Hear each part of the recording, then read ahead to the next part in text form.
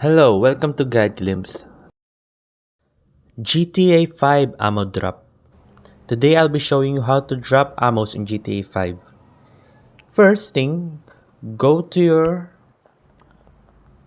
your gun that you want to drop ammo.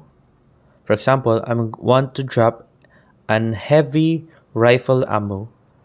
Now, I'm just gonna click on F10.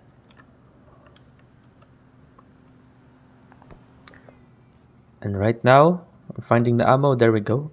The ammo has been dropped.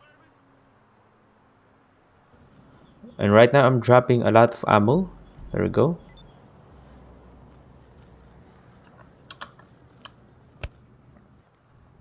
And that's how you drop an ammo in GTA 5. And you can also do that with other guns like machine gun and the sniper bullet and SMGs. And you can do that with all the guns except for the modified ones. And there you go. And that's how you drop guns, and that's how you drop ammos in GTA 5. So thank you for watching. Bye.